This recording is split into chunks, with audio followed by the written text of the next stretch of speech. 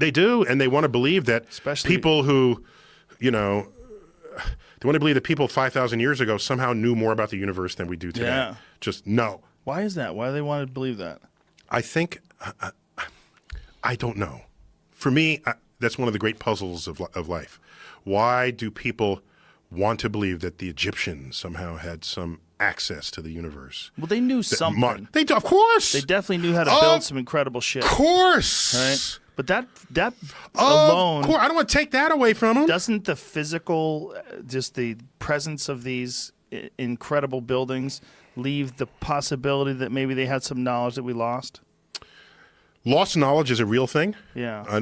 I don't want to belittle or diminish the significance of real knowledge. So long story short, the reason why wanted you to play that is people who give pushback on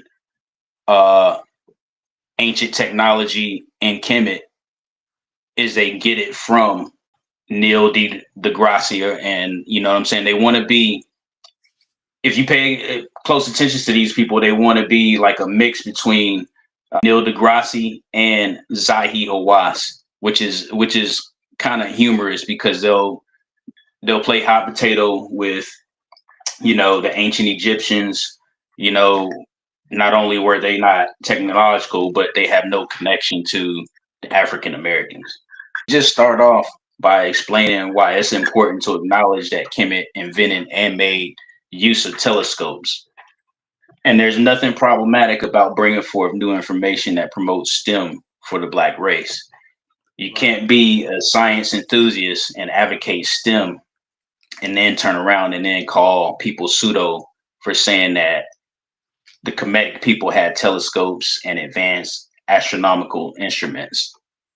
Okay, we can already acknowledge that the Kemet youth were keen observers and documenters of nature. So it would only be a good guess to say that they observed the stars, even if you didn't know anything about star clock, precision of the pyramid. Crazy how like everybody, when we first grew up, right, at some point in time, we thought that ancient Egypt was so great that aliens had to be responsible for it. Now that we find out that ancient Egypt was established by Black African people, now all of a sudden they can't have telescopes. That's the real pseudo right there, if you want to call somebody pseudo.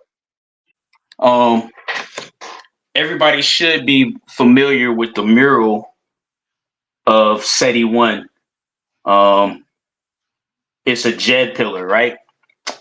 But the interesting thing about the Jed pillar is there's information that's been brought forth by experts and scholars, and I'm going to get to those experts and their names in a minute. But long story short, what they say is that the Jed pillar was a direct current battery and was also the design for larger electronic instruments, such as the ones that you see in the mural. And then there's a possibility, right? They say that it's a possibility of large telescopes to where they can see not only out in the heavens, but they can also see small organisms that's invisible to the naked eye. And there's reason for that. I'm not just making this stuff up, because there's all types of artifacts that's been discovered in ancient Egypt. So everybody can see that. All right. What's also interesting about this is the Europeans today, they developed an institute with some of the most advanced telescopes, and they named it SETI. So here you have a large tubular instrument depicted on the walls in SETI's temple. And then years later, the liars tell on themselves and develop an advanced telescope observatory called SETI.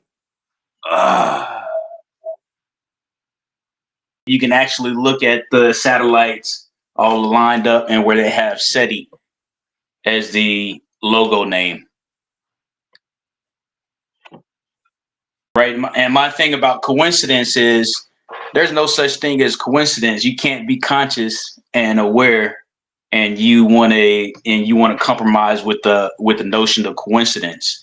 It's only ironic that they call that as Observatory Institute with all that satellites and stuff that they want to see extraterrestrials with. It's only ironic how they name it SETI. That's a big deal. That's a big deal. Yeah, that is a big deal. And a lot of times we get so fascinated with evidence that when it comes to especially the ancient Egyptians and technology, we want to see smoke and guns.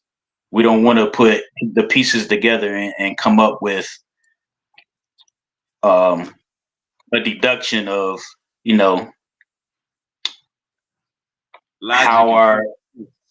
how our ancestors came up and had the ability to map the stars, had the ability to have precision with their monuments to where it actually aligns with celestial bodies. You said these right here, they use these right here like, you said they use these like batteries? So what's interesting about the Jed pillar is they have a Jed ceremony that requires them to tilt that pillar precisely to a degree to where they can align it with a star. It's called the Jed pillar ceremony.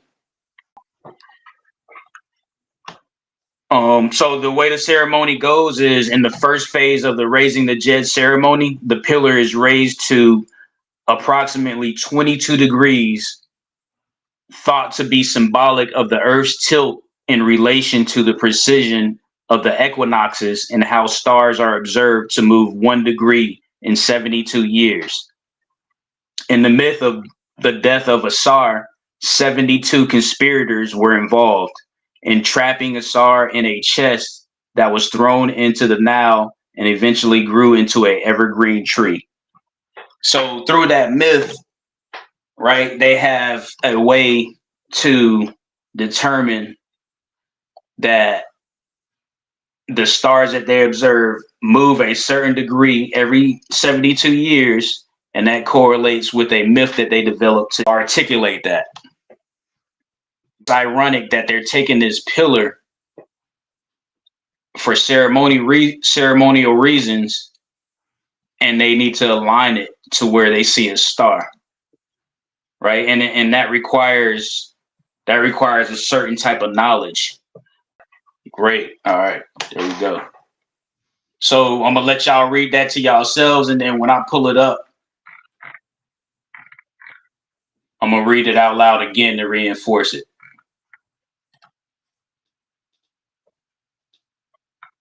All right, so this comes right out of Civilization or Barbarism by Czech Antijote on page 282. He says, the precision of the great architectural monuments, especially the pyramids, defends the existence of a sound astronomical science. In fact, the number of monuments that are oriented in relation to the 4 cardinal points with an area always below 1 degree to the true north eliminates any notion of chance. A method of astronomical observation was surely used to determine the true north. But which one? We know that the method based on the shortest projected shadows is not precise enough. The idea of optical instruments with lenses gains greater credence with the latest discoveries. All right, and again, that's out of Civilization or Barbarism, Czech Antijote, page 282. Stop asking for a source. There you go. Yeah, they in the chat. You know how the pseudo killers get. Source up. And once again, I'm not saying this. I'm not waking up out of bed saying this. This comes from a renowned Afrocentric master teacher who was a scholar in multiple disciplines. I just want to go over what we know about Greek astronomy.